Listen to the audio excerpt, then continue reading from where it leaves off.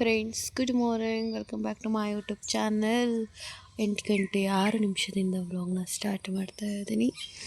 So ನಮ್ಮ ಹಿಂದೆ ಗಿಡಗಳಿದ್ದಾವಲ್ಲ, ಇಲ್ಲಿ ಒಂದು ಕಲ್ ಮೇಲೆ ಕೂತಿದ್ದೆ, ಮುಖ ತೋರ್ಸೋಕ್ಕಾಗಲ್ಲ, ಅದಕ್ಕೆ ಬ್ಯಾಕ್ ಕ್ಯಾಮ್ರಾದಿಂದ ಮಾಡ್ತಾಯಿದ್ದೀನಿ. ಯಾಕಂದರೆ ನನ್ನ ಮುಖ ಸ್ವಲ್ಪ ಡ್ಯಾಮೇಜ್ ಥರ ಆಗೋಗಿದೆ. ಹೇಳಿದ್ನಲ್ಲ, ಸನ್ಸ್ಕ್ರೀನ್ ಯೂಸ್ ಮಾಡಿದಾಗಿಂದ ಸ್ವಲ್ಪ ಹುರುಪು ಥರ, ಮತ್ತು ಹೊರಟು ಮುಟ್ಟಿದ್ರೆ ಫುಲ್ ಡ್ರೈ ಆಗ್ತಾಯಿದೆ. ಹಾಗೆ ಇಲ್ಲಿ ಲೋಕಸರ ಗಿಡ ಇತ್ತು, ಅಲ್ಲಿದೆ ನೋಡಿ. ಸೊ ಅದನ್ನು ಹಚ್ಕೊಂಡು ಕೂತಿದ್ದೀನಿ, ಅದಕ್ಕೆ ಬ್ಯಾಕ್ ಕ್ಯಾಮ್ರಾದಿಂದ ವೀಡಿಯೋ ಮಾಡ್ತಾಯಿದ್ದೆ. ಆ್ಯಂಡ್ ನಿನ್ನೆ ಫ್ರೈಡೇ ನನಗೆ ಯಾವುದೇ ರೀತಿಯಾದ ವೀಡಿಯೋ ಶೂಟ್ ಮಾಡಿಕೊಳ್ಳಿಲ್ಲ. ಕೆಲಸದ ಒತ್ತಡ ಮತ್ತು ಸರ್ವೆಗೆ ಹೋಗೋಣ ಅಂತ ಹೇಳಿ ಬಂದವಳು ಡ್ಯೂಟಿ ಮುಗಿಸ್ಕೊಂಡು. ಸೀರೆನೂ ಚೇಂಜ್ ಮಾಡಿಲ್ಲ, ಒಂದು 10 ನಿಮಿಷ ರೆಸ್ಟ್ ಮಾಡೋಣ, ಸುಸ್ತಾಗ್ತಿದೆಯಲ್ಲ ಅಂತ ಹೇಳಿ ಸೀರೆಯಲ್ಲೇ ಹಂಗೆ ಮಲ್ಕೊಂಡಿದ್ದೀನಿ. ಚಂದನ ಕಾಲ್ ಮಾಡಿದಾಗಲೇ 5:30ಗೆ ನಾನು ಎದ್ದಿರೋದು. ಸೊ ನೆನ್ನೆನೂ ಕೂಡ ಸರ್ವೆಗೆ ಹೋಗಲೇ ಇಲ್ಲ ನಾನು. ಇವಾಗ ಬೆಳಗ್ಗೆ ಹೋಗೋಣ ಅಂದ್ಕೊಂಡ್ರೆ ಯಾಕೋ ಬೆಳಗ್ಗೆ ಫುಲ್ ಚಳಿ, ಅಂದರೆ ಚಳಿ ಎದ್ದಿದ್ದೆ 7:30ಗೆ. ಸೊ ಅದಕ್ಕೆ ಆಗಿದ್ದಾಗಲಿ ಈಗ ಶನಿವಾರ ನಾನು ಇವತ್ತು ಮಾಡ್ಕೊಂಡು ಕೂತ್ಕೊಳ್ಳೋಕ್ಕಾಗಲ್ಲ, ಯಾಕಂದರೆ ಆಫ್ ಡೇ ಅಲ್ವಾ ಇವತ್ತು ಇರೋದು. ಅಂದರೆ ಮಾಡ್ಬೋದು, ನನ್ನ ಡ್ಯೂಟಿ ಮುಗಿಸಿ ಮಾಡ್ಬೋದು, ಬಟ್ ನಾನು ಊರಿಗೆ ಹೋಗಬೇಕು. ಅಪ್ಪಾಜಿ ಅಮ್ಮ ನೆನೆ ಸೇರಿಕೊಂಡು ಧೂಳು ತೆಗ್ದಿದ್ದಾರೆ ಅಂತೆ ಹಿಂದ್ಗಡೆ ಮನೆಯದು. ಯಾಕಂದರೆ ಯುಗಾದಿ ಹಬ್ಬಕ್ಕೆ ನಾವು ಎಡೆ ಇಡಬೇಕು. 1 ವರ್ಷದಿಂದ ನಾವು ಹಬ್ಬ ಮಾಡಿಲ್ಲ, ನಮ್ಮ ಅಜ್ಜಿ ಡೆತ್ ಆಗಿದ್ರಲ್ಲ, ಅದಕ್ಕೋಸ್ಕರ ಇವಾಗ ಯುಗಾದಿ ಹಬ್ಬದಷ್ಟರಲ್ಲಿ ಸುಣ್ಣ ಬಣ್ಣ ಎಲ್ಲ ಮಾಡಿ ಪೇಂಟ್ ಎಲ್ಲ ತಂದಿದ್ದೀವಲ್ಲ, ಎಲ್ಲ ಹೊಡ್ಕೋಬೇಕು. ಹಾಗಾಗಿ ಇನ್ನು ನನಗೂ ರಜಾ ಇಲ್ಲ ಅಂಥೇಳಿ ಅವರೇ ಒಂದೊಂದಾಗಿ ಮಾಡ್ಕೋತಾ ಇದ್ದಾರೆ. 3 ಡೇಸ್ ಬ್ಯಾಕ್ ನಾನು ಹೋಗಿದ್ದಾಗ ಬೆಡ್ಶೀಟ್ ಎಲ್ಲ ಒಗೆದು ಒಣಗಿಸಿಟ್ಟಿತ್ತು. ಮೊನ್ನೆ ಬಂದು ಮುಂದ್ಗಡೆ ಮನೆ ತೆಗ್ದಿದ್ದಾರೆ, ನೆನ್ನೆ ಬಂದು ಹಿಂದ್ಗಡೆ ಮನೆ ತೆಗ್ದಿದ್ದಾರೆ. ನಮ್ಮದು ಲಗೇಜಸ್ಸು ಎಲ್ಲ ಜಾಸ್ತಿ ಇರೋದು ಹಿಂದ್ಗಡೆ ಮನೆಯೇ, ಅಂದರೆ ನಾನು ರೂಮ್ ಇದೆಯಲ್ಲ ಅಲ್ಲಿ. ಹಾಗಾಗಿ ಅಟ್ಟದ ಮೇಲೆ ಪಾತ್ರೆಗಳೇ ಒಂದು 4-5 ಚೀಲ ಇದೆ, ಅದನ್ನೆಲ್ಲ ತೊಳಿಬೇಕು. ಸೊ ಬೇಗ ಬರ್ತೀನಿ ಅಂತ ಹೇಳಿದ್ದೀನಿ, ಡ್ಯೂಟಿ ಮುಗಿಸ್ಕೊಂಡ ತಕ್ಷಣ ಬರ್ತೀನಿ ಅಂತ. ಹಾಗಾಗಿ ಹೋಗಿ ಇವತ್ತು ಹೋಗೋದೇ ಲೇಟೇ ಆಗುತ್ತೆ, ಸಂಜೆ ಆಗುತ್ತೆ, ಎಷ್ಟಾಗುತ್ತೆ ಅಷ್ಟು ಮಾಡ್ಕೊಬೇಕು. ಇನ್ನು ಭಾನುವಾರ ಮನೇಲಿರ್ತೀನಲ್ಲ ಮಾಡ್ಕೋಬೋದು.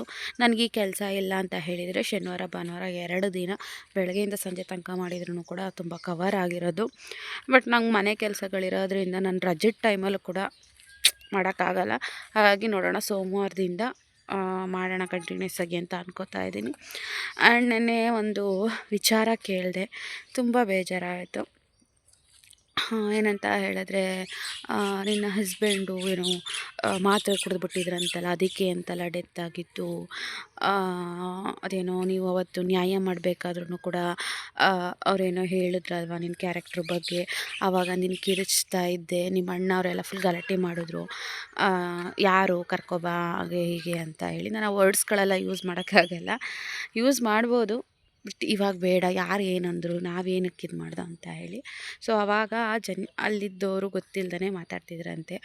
ಹೌದು, ಹುಡುಗ ಏನೋ ಸಮಥಿಂಗ್ ಮಾತ್ರೆ ಕುಡ್ದಿತ್ತಂತೆ, ಇವ್ರದ್ದೇನೋ ಪ್ರಾಬ್ಲಮ್ ಅಂತೆ, ಗಂಡ ಹೆಂಡ್ತಿದ್ದು, ಇವಾಗ ಅಲ್ಲಿ ನ್ಯಾಯದಲ್ಲ ಹುಡುಗಿ ಒಪ್ಕೋತಾ ಇಲ್ಲ ಅಂತ ಏನೇನೋ ಮಾತಾಡ್ತಿದ್ರಂತೆ.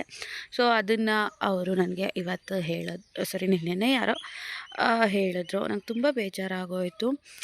ನಾನು ಒಂದೇ ಮಾತು ಹೇಳಿದ್ದು, ನೋಡಿ ಆ ಥರ ಇದ್ದರೆ, ಅಥವಾ ಮಾತ್ರೆ ಕುಡಿದ್ರು, ಅಥವಾ ನನ್ನ ಹಸ್ಬೆಂಡ್ ಡ್ರಿಂಕ್ಸ್ ಮಾಡ್ತಿದ್ರಲ್ವ, ಡ್ರಿಂಕ್ಸ್ಗೆ ಏನಾದರೂ ಮಿಕ್ಸ್ ಮಾಡ್ಕೊಂಡು ಕುಡಿದ್ರು, ಅದು ರಿಪೋರ್ಟಲ್ಲಿ ಗೊತ್ತಾಗಲ್ವಾ? ಸ್ಕ್ಯಾನಿಂಗ್ ಮಾಡ್ತಾರಲ್ಲ, ಅದು ಪಾಯ್ಸನ್ ತೊಗೊಂಡಿದ್ದಾರೆ ಅಥವಾ ಟ್ಯಾಬ್ಲೆಟ್ಸ್ ತೊಗೊಂಡಿದ್ದಾರೆ ಅಂತ ಗೊತ್ತಾಗಲ್ವ? ಅಟ್ಲೀಸ್ಟ್ ನಾನು ಶುಕ್ರವಾರ ಒಂದು 11 ಗಂಟೆ 12 ಗಂಟೆಲಿ ಅಡ್ಮಿಟ್ ಮಾಡಿದ್ದು. ನಮ್ಮ ಅಣ್ಣ ಹೋಗಿದ್ರು, ನಮ್ಮ ಅಣ್ಣ 2 ಗಂಟೆ ಮಧ್ಯರಾತ್ರಿ ಮನೆಗೆ ಹೋಗಿದ್ದು, ಅಡ್ಮಿಟ್ ಮಾಡಿ ಸ್ಕ್ಯಾನಿಂಗ್ ಎಲ್ಲ ಮಾಡಿಸಿ ಅಷ್ಟೊತ್ತಲ್ಲಿ. ನಾನು ಹೋಗಿದ್ದು ಶನಿವಾರ ಅಪ್ಪಾಜಿ ಕರ್ಕೊಂಡು ಬೆಳಗ್ಗೆ ಹೊರಟೆ, ಇಲ್ಲಿಂದ ಮಧ್ಯಾಹ್ನ ಆಗಿತ್ತು. ಆ್ಯಂಡ್ ಶನಿವಾರ ನೈಟು ನಾನು ನಮ್ಮ ಸಂತು ಜೊತೆನೇ ಹಾಸ್ಪಿಟಲಲ್ಲೇ ಇದ್ದೆ ನೈಟೆಲ್ಲ. ಆವಾಗ ಚೆನ್ನಾಗೇ ಇದ್ದ, ಅವನು ಮಾತಾಡ್ತಾ ಇದ್ದ, ಬೇಳೆ ಸಾರು ಅನ್ನ ತಂದುಕೊಟ್ಟಿದ್ದಕ್ಕೆ ತಿಂದ. ಆ್ಯಂಡ್ ಆವಾಗಲೂ ಕೂಡ ದೊಡ್ಡ ಹಾಸ್ಪಿಟ್ಲಿಗೆ ಹೋಗೋಣ ಬಾ ಅಂದಿದ್ದಕ್ಕೆ, ಇಲ್ಲ ನನಗೆ ಏನೂ ಆಗಿಲ್ಲ, ನಾನು ಚೆನ್ನಾಗಿದ್ದೀನಿ ಅಂತ. ಆ್ಯಂಡ್ ಆ ಥರ ಆವಾಗ ನಾನು ನೈಟೆಲ್ಲ ಅವನ ಜೊತೆಲೇ ಇದ್ದಾಗಾದ್ರೂ ನಾನೇನೋ ಈ ಥರ ತೊಗೊಬಿಟ್ಟೆ ಅಥವಾ ಈ ಥರ ಮಾಡಿದೆ ಅಂತ ಅವ್ನು ಹೇಳ್ತಿದ್ದ ತಾನೇ. ಆ್ಯಂಡ್ ಅವರು ಯೋಚನೆ ಮಾಡಬೇಕು, ನನ್ನ ಗಂಡ ಆ ಥರ ಮಾಡೋಕ್ಕೆ ನಾವು ಜೊತೆಯಲ್ಲಿದ್ದು ಜಗಳ ಆಡ್ಕೊಂಡಿದ್ದಿದ್ರೆ ಅವ್ನು ಆ ಥರ ಏನೋ ಒಂದು ಡಿಸೈಡ್ ಮಾಡ್ಕೊಬೋದಾಗಿತ್ತು. ನಾನು ಯುಗಾದಿ ಹಬ್ಬ ಮಾಡೋಕ್ಕೆ ನನ್ನ ಗಂಡನ ಮನೆಗೆ ಹಿರಿ ಸೊಸೆ ಜೊತೆ ನಾನು, ನಮ್ಮ ಮಕ್ಕಳು ಎಲ್ಲರೂ ಬಂದು 15 ದಿನ ಆಗಿತ್ತು ಯುಗಾದಿ ಹಬ್ಬಕ್ಕೆ. ಬಂದು ಯುಗಾದಿ ಹಬ್ಬ ಮುಗಿಸಿ ನೆಕ್ಸ್ಟ್ ಡೇ ಹೊಸ್ತಾಡಕ್ಕೆ ಮಾಡ್ತೀವಲ್ಲ, ಇಲ್ಲಿ ಮಾಡಲಿಲ್ಲ ಅಂತ ಹೇಳಿ ಅಮ್ಮ ಕರೀತು ಅಂತೇಳಿ ನಾನು ಅಮ್ಮನ ಊರಿಗೆ ಹೋದೆ. ಹೋಗಿ 1 ದಿನಕ್ಕೆ ಸಂತು ರಿಪೋರ್ಟ್ 6:30 ಶುಕ್ರವಾರ 6:30ಗೆ ಈ ಥರ ರಿಪೋರ್ಟ್ ಬಂದಿದೆ, ಈ ಥರ ಹೇಳ್ತಾ ಇದ್ದಾರೆ ಅಂತ ಸಂತು ನನಗೆ ಫೋನ್ ಮಾಡಿ ಹೇಳಿದ್ದು. ಅಲ್ಲಿ ತನಕ ಸಂತುಗೂ ಗೊತ್ತಿಲ್ಲ ನನಗೆ ಕಾಯಿಲೆ ಇದೆ ಅಂತ ಹೇಳಿ, ನನಗೂ ಗೊತ್ತಿಲ್ಲ, ಯಾರಿಗೂ ಗೊತ್ತಿಲ್ಲ. ಆ ಮನುಷ್ಯ ಡ್ರಿಂಕ್ಸ್ ಮಾಡ್ತಾವನೆ ಅನ್ನೋದೊಂದು ವಿಚಾರ ಬಿಟ್ಟರೆ ಅವನಿಗೆ ಈ ಥರ ಹೆಲ್ತ್ ಪ್ರಾಬ್ಲಮ್ ಇದೆ ಅಂತ ಯಾರಿಗೂ ಗೊತ್ತಿರಲಿಲ್ಲ. ಆಯಿತಾ. ಸೊ ಅಂಥದ್ರಲ್ಲಿ ಇವಾಗ ಅಂದರೆ ಇವಾಗಲ್ಲ, ಆಗ ಸ್ಟಾರ್ಟಿಂಗ್ ನನ್ನ ಹಸ್ಬೆಂಡ್ ಹೋದ್ಮೇಲೆ ಈ ಥರ ಎಲ್ಲ ಗಾಸಿಪ್ಸ್ ಮಾಡೋಕ್ಕೆ ಹೇಗೆ ಸಾಧ್ಯ?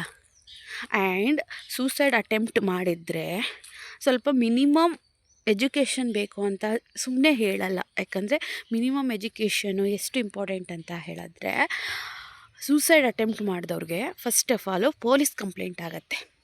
ಓಕೆ, ಡಾಕ್ಟ್ರು ಕಡೆಯಿಂದನೇ ಪೊಲೀಸವ್ರಿಗೆ ಇನ್ಫಾರ್ಮ್ ಮಾಡ್ತಾರೆ, ಆ ವ್ಯಕ್ತಿ ಬದುಕಿರಲಿ ಅಥವಾ ಸತ್ತೋಗಲಿ. ಓಕೆ, ಅವ್ನು ಸೂಸೈಡ್ ಅಟೆಂಪ್ಟ್ ಟ್ಯಾಬ್ಲೆಟ್ಸ್ ತೊಗೊಂಡಿದ್ದಾನೆ ಅಥವಾ ಡ್ರಿಂಕ್ಸ್ ಮಿಕ್ಸ್ ಮಾಡ್ಕೊಂಡು ಕುಡ್ದಿದ್ದಾನೆ ಅಥವಾ ಡೈರೆಕ್ಟ್ ವಿಷ ತೊಗೊಂಡಿದ್ದಾನೆ, ಇನ್ನೊಂದು ಮತ್ತೊಂದು ಅಂತ ಹೇಳಿದ್ರು ಅವರು ಪೊಲೀಸ್ಗೆ ಕಂಪ್ಲೇಂಟ್ ಮಾಡ್ತಾರೆ, ಬದುಕೊಂಡ್ರು ಕೂಡ ಸತ್ತರು ಕೂಡ. ಆ್ಯಂಡ್ ಆ ವ್ಯಕ್ತಿ ಸೂಸೈಡ್ ಅಟೆಂಪ್ಟ್ ಮಾಡಿ ಡೆತ್ ಆದರೆ ಪೋಸ್ಟ್ ಮಾರ್ಟಮ್ ಮಾಡ್ತಾರೆ ಬಾಡಿನ. ಓಕೆನಾ, ಅದು ರೂಲ್ಸ್ ಇರೋದು ಪೋಸ್ಟ್ ಮಾರ್ಟಮ್. ಅದೆಷ್ಟಾದರೂ ಕುಯ್ಲಿಯವರು ಕೂದು ಅವರು ಪೋಸ್ಟ್ ಮಾರ್ಟಮ್ ಮಾಡಲೇಬೇಕು ಬಾಡಿನ ಕೂದು. ಓಕೆ, ಇಷ್ಟು ಇದು ಇರಬೇಕಾದ್ರೆ ಓಕೆ, ನನಗೆ ಮಿನಿಮಮ್ ಎಜುಕೇಷನ್ ಇದೆ, ನನಗೆ ಗೊತ್ತಾಗುತ್ತೆ ಆಯಿತಾ. ನನ್ನ ಗಂಡ ಆ ಥರ ಟ್ಯಾಬ್ಲೆಟ್ ತೊಗೊಂಡ್ರು ಡೆತ್ ಆದರೆ ಪೊಲೀಸ್ ಕಂಪ್ಲೇಂಟ್ ಏನಕ್ಕೆ ಆಗಲಿಲ್ಲ? ಹಾಸ್ಪಿಟಲಲ್ಲಿ ಡಾಕ್ಟ್ರು ಏನಕ್ಕೆ ಹೇಳಲಿಲ್ಲ, ಇವನು ಮಾತ್ರೆ ತೊಗೊಂಡಿದ್ದಾನೆ ಕಣಮ್ಮ, ಇವನ ಬಾಡಿಲಿ ಅದು ಪಾಯ್ಸನ್ ಥರ ವರ್ಕ್ ಆಗಿ ಟ್ರೀಟ್ಮೆಂಟ್ ವರ್ಕ್ ಆಗಿಲ್ಲ ಅಂತ ಏನಕ್ಕೆ ಹೇಳಲಿಲ್ಲ? ಜಾಂಡೀಸ್ ಆಗಿದೆ, ಮಲ್ಟಿ ಆರ್ಗನ್ ಇನ್ಫೆಕ್ಷನ್ ಆಗಿದೆ ಅಂತ ಏನಕ್ಕೆ ಹೇಳಿದ್ರು? ಮಾತ್ರೆ ಕೊಡಿದ ತಕ್ಷಣ ಮಲ್ಟಿ ಆರ್ಗನ್ ಇನ್ಫೆಕ್ಷನ್ ಆಗಿಬಿಡುತ್ತಾ, ಕಿಡ್ನಿ ಫೇಲ್ಯೂರ್ ಆಗಿಬಿಡುತ್ತಾ, ಅದು ಒಂದು ಸಡನ್ನಾಗಿ ಆಗ್ಬಿಡುತ್ತಾ? ಒಂದು ಅಟ್ಲೀಸ್ಟ್ ಒಂದು 15-20 ದಿನನಾರು ನರಳಿ ಡೆತ್ ಆದರೆ ಒಂಥರ ಸಡನ್ನಾಗಿ 5 to 6 ಡೇಸ್ಗೆ ಯಾರಾದರೂ ಡೆತ್ ಆಗ್ಬಿಡ್ತಾರಾ? ಆ್ಯಂಡ್ ಡಾಕ್ಟ್ರುಗಳು ಅಲ್ಲಿ ಅಂಬೇಡ್ಕರ್ ಹಾಸ್ಪಿಟಲಲ್ಲೇ ಹೇಳಿರೋರು, ಯಾಕಂದರೆ ಹೊಟ್ಟೆ ಸ್ಕ್ಯಾನಿಂಗ್ ಎಲ್ಲ ಮಾಡಿದಿದ್ರು, ಅಲ್ಲೇನಾದರೂ ಪಾಯ್ಸನ್ ಈ ಥರ ಸೇರ್ಕೊಂಡಿದೆ ಅಂತ ಹೇಳಿರೋರು. ನಾನು ಡಾಕ್ಟ್ರ್ ಹತ್ರ ಹೊತ್ಕೊಂಡು ಹೋಗೆಲ್ಲ ಕೇಳಿದ್ದೀನಿ, ಏನೂ ಇಲ್ಲ, ಡ್ರಿಂಕ್ಸ್ ಮಾಡಿದಾರಲ್ಲ, ಜಾಂಡೀಸ್ ಆಗಿದೆ, ಹಾಗೆ ಲಿವರ್ ಹಾಳಾಗಿದೆ ಅಂತ ಹೇಳಿದ್ರು. ಆ್ಯಂಡ್ ಮೈಸೂರಲ್ಲೂ ಕೂಡ ನಾನು ಡಾಕ್ಟ್ರ್ ಮಾತಾಡಬೇಕಾದ್ರೆ ನಾನು ಡಾಕ್ಟ್ರ್ ಹತ್ರನೇ ಇದ್ದೆ, ICU ಹತ್ರ. ಆ್ಯಂಡ್ ನಮ್ಮ ಅಣ್ಣ ಬಂದಿದ್ದರು, ನಮ್ಮ ಅಣ್ಣನೂ ಇದ್ದರು. ಡಾಕ್ಟರ್ ಹೇಳಿದ ಅದೇ ಮಲ್ಟಿ ಆರ್ಗನ್ ಇನ್ಫೆಕ್ಷನ್ ಆಗಿದೆ, ಜಾಂಡೀಸ್ ಆಗಿ ಲಿವರ್ ಹಾಳಾಗಿದೆ, ಕಿಡ್ನಿ ಫೇಲ್ಯೂರ್ ಆಗಿದೆ, ಆ್ಯಂಡ್ 33,000 ಬಾಡೀಲಿ ಇನ್ಫೆಕ್ಷನ್ ಇದೆ, ಹಾಗೆ 3,000 ಚಿಲ್ಲರೆ ಅಷ್ಟೇ ಕಡಿಮೆ ಆಗಿರೋದು ನಾವು ಇಷ್ಟು ದಿನ ಟ್ರೀಟ್ಮೆಂಟ್ ಕೊಟ್ರು. ಆ್ಯಂಡ್ ಯಾವುದೋ ಒಂದು ಪಾಯ್ಸನ್ ಇರೋವಂಥ ಹುಳ ಕಚ್ಚಿರೋದ್ರಿಂದ ಇವರು ನೋಡ್ಕೊಂಡಿಲ್ಲ, ಹಾಗಾಗಿ ಇವರು ಮಾಮೂಲಿ ಡ್ರಿಂಕ್ಸ್ ಮಾಡಿದ್ದಾರೆ, ಅದೇನಾಗಿದೆ ಪಾಯ್ಸನ್ ರೀತಿ ವರ್ಕ್ ಆಗಿ ಒಂದು ಆರ್ಗನ್ನಿಂದ ಒಂದು ಆರ್ಗನ್ಗೆ ಹರಡ್ಕೊಂಡು ಹೋಗಿದೆ ಅಂತ. ಅದು ಒಂದು ಆರ್ಗನ್ನಿಂದ ಒಂದು ಆರ್ಗನ್ಗೆ ಏನು ಅರ್ಧ ಗಂಟೆಲಿ 1 ಗಂಟೆಲಿ ಹರಡ್ಕೊಂಡು ಹೋಗಿರಲ್ಲ. ಸೊ ಅದು ಹೆಂಗಾಯ್ತೋ ಆ ದೇವರು ಭಗವಂತಂಗೆ ಗೊತ್ತು ಆಯಿತಾ. ನನ್ನ ಎದುರುಗಡೆನೇ ಡಾಕ್ಟ್ರು ಹೇಳಿದ್ದಾರೆ, ನಮ್ಮ ಅಣ್ಣನೂ ಬಂದಿದ್ದರು, ಆ್ಯಂಡ್ ಸಂತು ಫ್ಯಾಮಿಲಿಯವರು ಅಲ್ಲೇ ಇದ್ರಲ್ವ ಡಾಕ್ಟರ್ ಹೇಳಿದಾಗೂ ಕೂಡ. ಆ್ಯಂಡ್ ಡಾಕ್ಟ್ರು ಅವ್ನು ಪಾಯ್ಸನ್ ತಗೊಂಡಿದ್ರೆ ಬಾಡಿಗೆ, ಡಾಕ್ಟ್ರು ಹೇಳಿರೋರು ಈ ಮನುಷ್ಯ ಪಾಯ್ಸನ್ ತೊಗೊಂಡಿದ್ದಾನೆ, ಅದಕ್ಕೆ ಈ ಥರ ಆಗಿದೆ ಅಂತ. ಆ್ಯಂಡ್ ರಿಪೋರ್ಟ್ಸಲ್ಲಿ ಬಂದ್ಬಿಡ್ತಿತ್ತಲ್ಲ, ಆ್ಯಂಡ್ ಪೋಸ್ಟ್ ಮಾರ್ಟಮ್ ಮಾಡಲೇಬೇಕಿತ್ತಲ್ಲ ಅವ್ನು ಪಾಯ್ಸನ್ ತೊಗೊಂಡು ಡೆತ್ ಆಗಿದ್ದಿದ್ರೆ. ಇಷ್ಟು ವಿಚಾರಗಳು ಇದ್ದಾಗ ಓಕೆ, ಗಾಸಿಪ್ ಮಾಡೋದು ಎಷ್ಟು ಸರಿ? ಆ್ಯಂಡ್ ಯಾರು ಹೊರಗಡೆಯವ್ರಿಗೆ ಏನು ಗೊತ್ತಿರುತ್ತೆ ಗುರು? ಹೊರಗಡೆಯವ್ರಿಗೆ ಏನು ಗೊತ್ತಿರುತ್ತೆ? ನಮ್ಮವರೇನೆ ಹಾಕ್ಕೊಟ್ಟಿರೋದು, ನಮ್ಮವರೇನೆ ನನ್ನ ಮೇಲೆ ಗೂಬೆ ಕೂರಿಸ್ಬೇಕು ಅಂತ ಹೇಳಿ ಹಿಂಗೆ ಅಂತ ಹಾಕ್ಕೊಟ್ಟಿದ್ದಾರೆ. ಒಂದು ಪ್ಲಸ್ ಪಾಯಿಂಟು ಏನು ಅಂದರೆ, ರಾಯರ ದಯೆಯಿಂದ ನನ್ನ ಗಂಡ ಹುಷಾರು ತಪ್ಪಿ ಅವ್ನು ಫೋನ್ ಮಾಡಿದಾಗ ನಾನು ಊರಲ್ಲೇ ಇದ್ದೆ. ನಾನು ಊರಿಗೆ ಬಂದು 15 ದಿನ ಆಗೋಗಿತ್ತು ಆಯಿತಾ. ನಾನು ನನ್ನ ಗಂಡನ ಜೊತೆಲೇ ಇದ್ದು ಒಂದೇ ಮನೇಲಿದ್ದು, ಅವನಿಗೆ ಸಡನ್ನಾಗಿ ಹುಷಾರಿಲ್ಲ ಅಂತೇಳಿ ನಾನು ಫೋನ್ ಮಾಡಿ ಇನ್ನೊಂದು ಮಾಡಿ ಅಥವಾ ಹಾಸ್ಪಿಟ್ಲಿಗೆ ಅಡ್ಮಿಟ್ ಮಾಡಿದಿದ್ರೆ, ಇವಳೆ ಜೊತೆಲೇ ಇದ್ಲು, ಇವಳೆ ಏನೋ ಮಾಡಾಕ್ಬಿಟ್ಟಿದ್ದಾಳೆ, ನಮ್ಗೆ ಹೇಳ್ತಾ ಇಲ್ಲ ಅಂತ ಗೂಬೆ ಕೂರಿಸೋರು. ಓಕೆ, ನಾನು ನಿಮ್ಗಳ ಜೊತೆನೇ ಇದ್ನಲ್ಲ ಗುರು, ನಾನು ಎಲ್ಲೋಗಿದ್ದೆ? ನನ್ನ ಗಂಡನೇ ಬಲವಂತ ಮಾಡಿ ಹಿರಿ ಸೊಸೆ ಹೋಯ್ತಾರೆ, ಕಿರಿ ಸೊಸೆ ಹೋಗಿಲ್ಲ ಅಂದರೆ ಸರಿ ಹೋಗಲ್ಲ ಮನೆ ಕ್ಲೀನ್ ಮಾಡೋಕ್ಕೆ, ನಮ್ಮಮ್ಮಂಗೆ ವಯಸ್ಸಾಯಿತು, ನೀನು ಹೋಗಬೇಕು, ನೀನು ಹೋಗಿ ಕ್ಲೀನ್ ಮಾಡು ಅಂತ ಹೇಳಿದ್ನಲ್ಲ. ಆ್ಯಂಡ್ ಪಾಪನ ನಾನು ಊರಲ್ಲಿ ಬಿಟ್ಬಿಟ್ಟು ಬಂದು ಜಾಬಿಗೆ ಸೇರ್ಕೋತೀನಿ ಅಂತ ಹೇಳಿದ್ದೆ, ಯಾಕಂದರೆ ಕಮಿಟ್ಮೆಂಟ್ ಜಾಸ್ತಿ ಇದ್ದು ಅವ್ನು ತುಂಬ ಫುಲ್ಲು ಯೋಚನೆ ಮಾಡಿ ತುಂಬ ಅಳ್ತಾ ಇದ್ದ. ಮನೆ ಬಾಡಿಗೆನೂ ಕಟ್ಟೋಕ್ಕಾಗ್ತಾ ಇಲ್ಲ ಅಂತ ಹೇಳಿ, ಯಾಕಂದರೆ ಹೋಟೆಲೆಲ್ಲ ಲಾಸ್ ಆಗ್ತಾಯಿತ್ತು. ಆವಾಗ ನಾನು ಹೇಳಿದೆ, ಪಾಪು ಇನ್ನೂ ಚಿಕ್ಕವಳು, ಒಂದು 2 ವರ್ಷ ಅಲ್ಲೇ ಇರಲಿ, ನಾವು ಕಾನ್ವೆಂಟಿಗೆ ಸೇರಿಸ್ಕೋಬೇಕಾದ್ರೆ ಇಲ್ಲ ಕರ್ಕೊಬರೋಣ, ನಾನು ಜಾಬ್ಗೆ ಹೋಗ್ತೀನಿ ಅಂತ ಹೇಳಿದೆ, ಒಪ್ಕೊಂಡಿದ್ದ. ನಾನು ಅದಕ್ಕೆ ಇಲ್ಲಿ ಮುಗಿಸ್ಕೊಂಡು ಅಮ್ಮನ ಮನೆಗೆ ಹೋಗಿದ್ದೆ, ಅದೇ ಉದ್ದೇಶ. ಒಂದು 2-3 ದಿನ ಅಮ್ಮನ ಮನೇಲಿದ್ದು ಪಾಪನ ಬಿಟ್ಬಿಟ್ಟು ಇನ್ನು ಬೆಂಗ್ಳೂರಿಗೆ ಹೋಗೋಣ ಅಂತ ಹೇಳಿ, ಅಷ್ಟರಲ್ಲಿ ಇವನಿಗೆ ಹಿಂಗೆ ಹುಷಾರು ತಪ್ಪಿ ಇದೆಲ್ಲ ಆಯಿತು ನಮ್ಮ ಲೈಫಲ್ಲಿ ಆಯಿತಾ. ಸುಮ್ಮನೆ ಹೆಣ್ಮಕ್ಳ ಬಗ್ಗೆ ಯಾಕೆ ಸುಳ್ಳು ಹೇಳಬೇಕು? ಧೈರ್ಯ ಇದ್ದವರು ನನ್ನ ಎದುರುಗಡೆ ಬಂದು ಮಾತಾಡಬೇಕು. ಆಯಿತಾ. ಆ ಥರ ನನ್ನಿಂದ ತಪ್ಪಾಗಿ ನನ್ನ ಗಂಡಂಗೆ ಜಿಗುಪ್ಸೆ ಬಂದು ಪಾಯ್ಸನ್ ತಗೊಂಡೋ ಮಾತ್ರೆ ತಗೊಂಡೋ ಹೋಗ್ಬಿಟ್ಟಿದ್ದಿದ್ರೆ ನಾನು ಅಂದ್ಬಿಡ್ತಿದ್ರಾ ಓಕೆ. ನಾನವತ್ತು ನನ್ನ ಗಂಡನ ಮಣ್ಣು ಮಾಡ್ಬೇಕಾರೆಲ್ಲ ಇದ್ದೆ, ಕಾರ್ಯ ಮಾಡ್ಬೇಕಾರೆಲ್ಲ ಇದ್ದೆ. ನನ್ನ ಗಂಡ ಸತ್ತೋದು 3-4 ತಿಂಗಳು ಕೂಡ ಇದ್ದೆ. ಅದಾದಮೇಲೂ ಎಲ್ಲ ಮಾತುಕತೆಗಳೆಲ್ಲ ಬಿಟ್ಟ ಮೇಲೆ ಇಲ್ಲ ಹಿಂಗೆ ಇದ್ದರೆ ಸರಿ ಹೋಗಲ್ಲ, ನನ್ನ ಲೈಫ್ ಹಾಳಾಗ್ಬಿಡುತ್ತೆ ಅಂತ ಹೇಳಿ ನಾನೇ ಬಂದೆ. ಆಫ್ಟರ್ 2-3 ಮಂತ್ಸ್ ಆದಮೇಲೆ ಯಾರಿಗೂ ಹೇಳಿಲ್ಲ ಕೇಳಿಲ್ಲ, ನನ್ನ ಗಂಡನ ಮನೆ ನಂದು ಅಂತ ನಾನೇ ಬಂದೆ, ನಿಂತ್ಕೊಂಡೆ. ಆಗಲೂ ಕೂಡ ಒಂದು 2-3 ತಿಂಗಳು ಇದ್ದೆ. ಆಗಲೂ ಒಂದು 2 ಸಲ ನ್ಯಾಯಗಳಾಯಿತು. ನ್ಯಾಯದಲ್ಲೇನು ನನಗೇನು ನ್ಯಾಯ ಸಿಗಲಿಲ್ಲ ಬಿಡಿ, ನ್ಯಾಯ ಏನು ಸಿಗಲಿಲ್ಲ ನನ್ನ ಪ್ರಕಾರ. ಅದಾದಮೇಲೆ ನಾನು ಊರಿಗೆ ಹೋದವಳು ಇನ್ನು ಬರಲೇ ಇಲ್ಲ.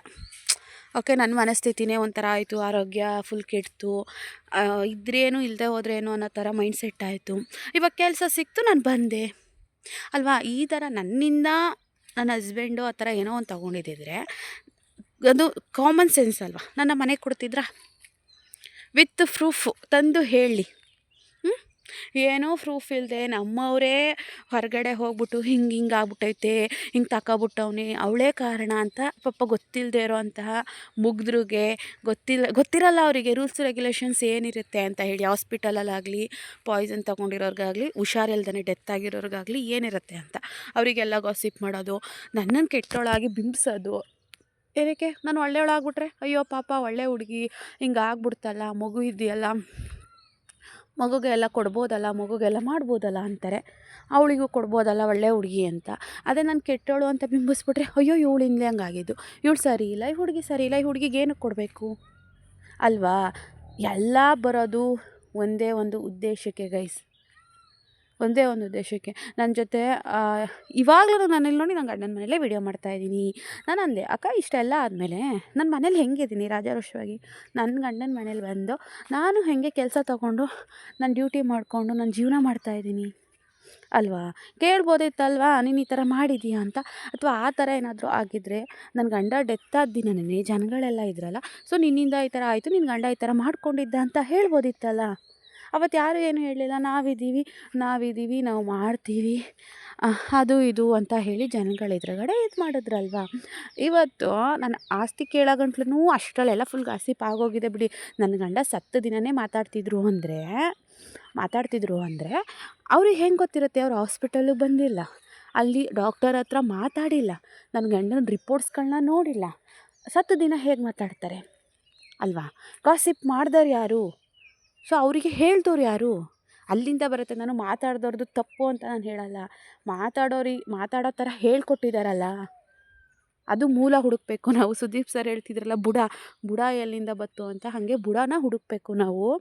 ಇರಲಿ, ನಾನು ಒಂದೇ ಒಂದು ನಂಬಿರೋದು ಗೈಸ್, ನಾವು ಎಷ್ಟೇ ಆದ್ರೂ ಕಂಡವ್ರ ಮನೆ ಹೆಣ್ಮಕ್ಳ ಬಗ್ಗೆ ಏನೇ ಮಾತಾಡಿದ್ರು, ಏನೇ ಗೂಬೆ ಕೊರ್ಸಿದ್ರು ಆಗುತ್ತೆ. ಸೊ ಕರ್ಮ ಯಾರನ್ನೂ ಬಿಡಲ್ಲ. ನಾನು ಕರ್ಮ ಮಾಡಿದ್ನಾ, ಸೊ ನನ್ನಿಂದ ಏನಾದರೂ ಆಯಿತಾ, ದೇವ್ರು ನನಗೆ ಕೊಟ್ಟಿದ್ದಾನೆ, ಬೇಜಾನ್ ಕೊಟ್ಟಿದ್ದಾನೆ.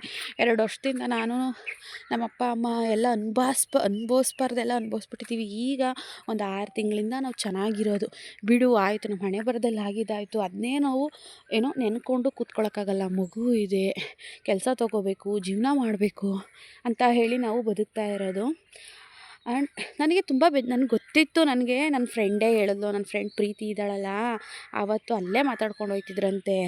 ಹಿಂಗೇನೋ ಡ್ರಿಂಕ್ ಒಳಿಕ್ಕೆ ಏನೋ ಪಾಯ್ಸನ್ ಮಿಕ್ಸ್ ಮಾಡ್ಕೊಂಡು ಕುಡಿದ್ಬಿಟ್ಟಿದ್ನಂತೆ ಅಂತ ಯಾರೋ ಒಂದು ಜೆಂಟ್ಸು ಜಗ್ತಿ ಮೇಲೆ ಕೂತ್ಕೊಂಡು ಮಾತಾಡ್ತಿರಂತೆ. ಆ ಜೆಂಟ್ಸ್ ಬಂದು ಯಾರೋ ನಮ್ಮ ರಿಲೇಷನ್ ಅವರೇ. ಅವಳು ಹೇಳಿದ್ಲು ಇಂಥವ್ರೇನೆ ಅಂತ. ನನ್ನ ಜೊತೆ ಚೆನ್ನಾಗಿ ಕೈ ಹಿಡ್ಕೊಂಡು ಹತ್ಬಿಟ್ಟು ಹಾಗೆ ಹೀಗೆ ಅಂತ ಕೈ ಹಿಡ್ಕೊಂಡು ಹೊತ್ತು ನಾನೆಲ್ಲನೂ ಮಾಡಿ ನನ್ನ ಹಿಂದೆ ಹೋಗ್ಬಿಟ್ಟು ಅವನು ಡ್ರಿಂಕ್ಸ್ಗೆ ಪಾಯ್ಸನ್ ತಗೊಬಿಟ್ಟಿದ್ದ, ಅದಕ್ಕೆ ಉಳಿಸ್ಕೊಳಕ್ಕಾಗಲಿಲ್ಲ ಅಂತ ಹೇಳ್ತಾರಲ್ಲ. ಎಂಥ ದಡ್ರಾರು ನಂಬ್ತಾರೆ.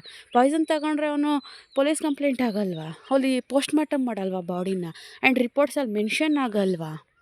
ನಂಗೆ ಅವತ್ತೇ ಗೊತ್ತಾಯಿತು. ಆಗ ತುಂಬ ಹತ್ತಿದೆ, ಅಯ್ಯೋ ನಮ್ಮವರೇನೆ, ಆ ಜೆಂಟ್ಸ್ ಯಾರೂ ಅಲ್ಲ, ನಮ್ಮವರೇನೆ ಹಿಂಗೆ ಹೇಳ್ಬಿಟ್ಟಿದ್ದಾರೆ ಅಂತ ಹೇಳಿ ಪ್ರೀತಿ ನಂಗೆ ಅವತ್ತೇ ಹೇಳಿದ್ಲು. ಅಂದರೆ ಅವತ್ತು ಹೇಳಿಲ್ಲ, ನಮ್ಮ ಸಂತು ಹೋದ ಒಂದು 2-3 ತಿಂಗಳಿಗೆ ಅವರೆಲ್ಲ ಫೋನ್ ಮಾಡಿ ವಿಚಾರಿಸ್ತಾರಲ್ಲ, ಆಗ ಹೇಳಿದ್ಲು. ಆ್ಯಂಡ್ ನಾನು ನಮ್ಮ ಅಮ್ಮನ ಕೈಲೆಲ್ಲ ಹೇಳ್ಕೊಂಡು ಬೈದೆ, ಅತ್ತೆ. ಈಗ ನೆನ್ನೆಲೂ ಕೂಡ ಯಾರೋ ಹೇಳಿದ್ರು ಹಿಂಗೆಲ್ಲ ಮಾತಾಡ್ತಿದ್ರು ಅಂತ. ಒಂದೇ ಮಾತು ಹೇಳಿದ್ದು ನಾನು, ಹಂಗೆಲ್ಲ ಮಾಡಿದ್ರೆ ನಾನು ಯಾರು ಮನೆಗೆ ಕೊಡ್ತಿದ್ರ ಏನೂ ತಪ್ಪಿಲ್ದೇ ಇರೋದಕ್ಕೇ ನಾನು ಇಷ್ಟು ರಾಜಾರೋಷವಾಗಿ ನನ್ನ ಗಂಡನ ಮನೆ ನನ್ನ ಗಂಡನ ಊರು ಅಂತ ಹೇಳಿ ಬದುಕ್ತಾ ಇದ್ದೀನಿ. ಆ ಥರ ಎಲ್ಲ ನನ್ನಿಂದ ನನ್ನ ಗಂಡ ಆ ಥರ ಏನಾದ್ರು ಮಾಡ್ಕೊಂಡು ಡೆತ್ ಆಗಿದ್ದಿದ್ರೆ ಯಾರು ಕೂಡ್ತಾಯಿದ್ರೆ ಗೈಸ್, ಅದೆಲ್ಲ ಒಂದು ಕಾಮನ್ ಸೆನ್ಸ್ ಅಲ್ವಾ? ಬೇರೆಯವ್ರ ಮನೆ ಹೆಣ್ಮಕ್ಳ ಬಗ್ಗೆ ಏನು ಸುಮ್ಮನೆ ಸುಳ್ಳು ಹೇಳಬಾರ್ದು. ಅವನದು ಮಲ್ಟಿ ಆರ್ಗನ್ ಇನ್ಫೆಕ್ಷನ್ ಆಗಿ ಲಿವರು ಕಿಡ್ನಿ ಫೇಲ್ಯೂರ್ ಆಗಿ ಆ್ಯಂಡ್ ಶ್ವಾಸಕೋಶನೂ ಕೂಡ ಡ್ಯಾಮೇಜ್ ಆಗಿ ಅವನು ಡೆತ್ ಆಗಿದ್ದು ಆಯಿತಾ. ನಾನು ಡಾಕ್ಟ್ರ್ ಹತ್ರ ಕೇಳಿದ್ದೀನಿ, ನಮ್ಮ ಅಣ್ಣ ಕೇಳಿದ್ದಾರೆ, ಆ್ಯಂಡ್ ಸಂತೋರ್ ಫ್ಯಾಮಿಲಿಯವರು ಎಲ್ಲ ಕೇಳಿದ್ದಾರೆ. ಆ ಗಾಸಿಪ್ ಮಾಡ್ದವ್ರು ಯಾರು ಅಂತ ಗೊತ್ತಿಲ್ಲ. ಪಾಪ ದೇವ್ರು ಅವ್ರಿಗೆ ಒಳ್ಳೇದು ಮಾಡಲಿ. ನನ್ನನ್ನು ಕೆಟ್ಟೋಳು ಅಂತ ಏನು ಬಿಂಬಿಸ್ಬಿಟ್ಟು ಅವ್ರು ಏನೂ ಮಾಡ್ಕೊಳಕ್ಕಾಗಲಿಲ್ವಲ್ಲ ನನ್ನನ್ನೇನು ಮಾಡ್ಕೊಳಕ್ಕಾಯ್ತು? ಕೆಟ್ಟೋಳು ಅಂತ ಬಿಂಬಿಸ್ಬಿಟ್ಟು ಏನು ಮಾಡ್ಕೊಳಕ್ಕಾಯ್ತು? ಏನೂ ಮಾಡ್ಕೊಳಕ್ಕಾಗಲಿಲ್ಲ. ನಾನು ಈಗ ನನ್ನ ಗಂಡನ ಮನೆಗೆ ಬಂದೆ, ನನ್ನ ಗಂಡನ ಊರಲ್ಲಿ ಕೆಲಸ ತೊಗೊಂಡೆ, ನಾನು ಪ್ರಾಮಾಣಿಕವಾಗಿ ನಂದು ಕೆಲಸ ಏನಿದೆ ಪ್ರಾಮಾಣಿಕವಾಗಿ ಮಾಡ್ಕೊಂಡು ಹೋಗ್ತಾ ಇದ್ದೀನಿ. ಆ್ಯಂಡ್ ನನ್ನ ಪರ್ಸ್ನಲ್ ಲೈಫು ಕೂಡ ನನ್ನ ಪ್ರೊಫೆಷನ್ ಲೈಫು ಕೂಡ ನಾನು ಮಿಕ್ಸಪ್ಪೇ ಮಾಡಲ್ಲ. ಯಾಕಂದರೆ ಯಾವುದು ತೊಂದರೆ ಆಗಬಾರ್ದು ಅಂತ ಹೇಳಿ ಅಲ್ವಾ?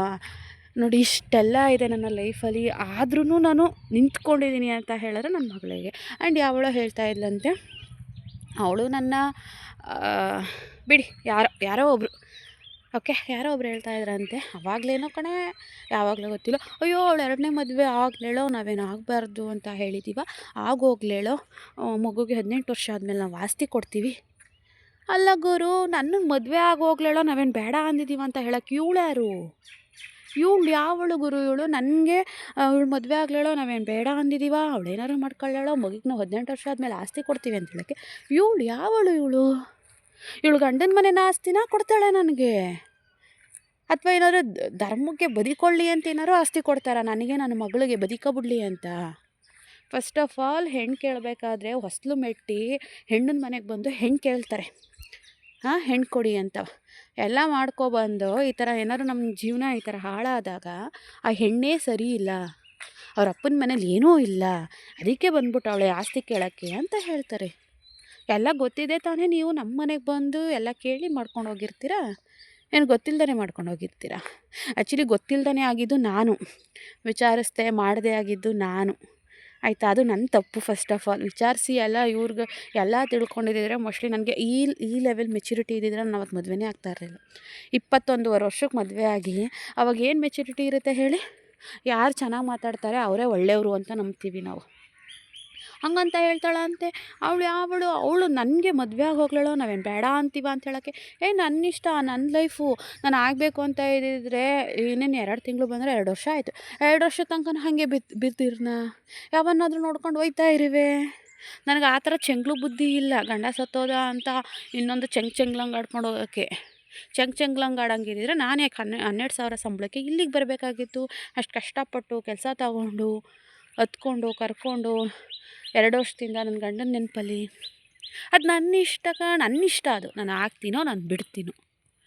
ಆ್ಯಂಡ್ ನಾನು ಯಾರ ಮಾತು ನಾನು ಕೇಳಲ್ಲ. ನಮ್ಮ ಫ್ಯಾಮಿಲಿಯವ್ರು ಹೇಳ್ತಾರೆ ಆಗು ಅಂತ, ನಾನು ಅದನ್ನೇನು ಮುಚ್ಚಿಟ್ಕೊತಾ ಇರೋಲ್ಲ. ನಾನು ಕೇಳ್ದವ್ರಿಗೆ ನಾನು ಹೇಳ್ತಾ ಇದ್ದೀನಿ, ಹೌದು ನಮ್ಮ ಅಮ್ಮಂಗೆ ಆಸೆ ಇದೆ ಆಗು ಅನ್ನುತ್ತೆ, ಅದರಲ್ಲೇನು ತಪ್ಪು? ಅವ್ರು ಹೆತ್ತವರಿಗೆ ನನ್ನ ಮಗಳ ಜೀವನ, ಯಾಕಂದರೆ ಯಾರೂ ನಾವಿದ್ದೀವಿ ಅಂತ ನಮಗೆ ಭರವಸೆ ಕೊಡಲಿಲ್ಲ.